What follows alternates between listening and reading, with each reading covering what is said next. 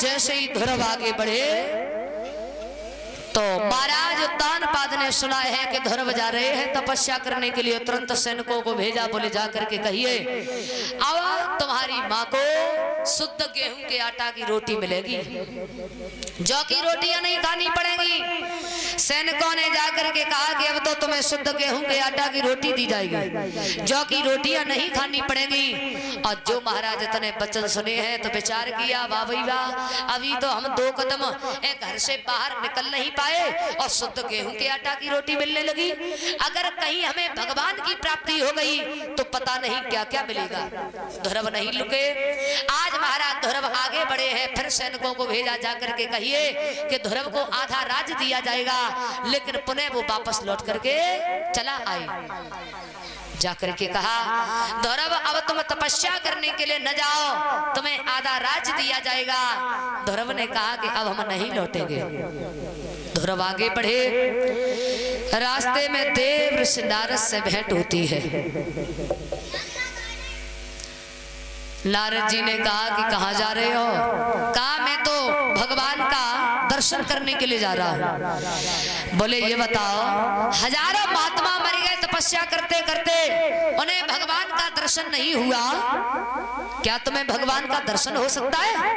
अरे आगे शेर भालू चीते रहते हैं, तुम्हारा भक्षण कर जाएंगे। कहा कि अगर शेर भालू चीते हमारा भक्षण करेंगे तो भगवान के पीछे हाथ कर लेंगे, वो हमारी रक्षा नहीं करेंगे, लौट जाइए। आज ध्रुव नहीं लौटे। कहा कि हम जाएंगे और भगवान का दर्शन करके ही लौटेंगे। ध्रुव ने कहा ये बता, तेरे घर पे मैया है तेरी? बोले हाँ हाँ। बोले तू 5 वर्ष का बालक ध्रुव है, अरे तेरी मैया रो रो करके मर जाएगी, लौट जा। कहा कि मैं लौट करके वापस नहीं जाऊंगा, हमें तो भगवान को प्राप्त करना है। तो नारद जी ने कहा कि तुम्हें भगवान के ऊपर अटूट विश्वास है तो अवश्य ही तुम्हें भगवान की प्राप्ति होगी। लेकिन ये बताओ तुम्हारे कोई गुरु है? बोले हम जानते ही नहीं गुरु होता क्या है। बोले गुमाने अंधकार रुमाने प्रकाश, अंधकार से जो प्रकाश की ओर ले जाता है उसे कहते हैं गुरु। बिना गुरु भवन तरे न कोई, और चाहे बिरंज शंकर सा होई, चाहे भगवान शंकर क्यों ना हो, बिना गुरु के कल्याण नहीं होता है। इसलिए पहले गुरु बनाइए। बोले तो अब हम गुरु बनाए तब लौट करके जाएं तो हो गई तपस्या, अब आप ही हमारे गुरु बन जाइए। तो देव ऋषि नारद ने 12 मंत्र दिया है। कहा कि इस मंत्र का जाप करना, अवश्य ही तुम्हें भगवान की प्राप्ति हो जाएगी। आज कहा कि तुम भगवान आएंगे तो पहचानोगे कैसे कि यही भगवान है?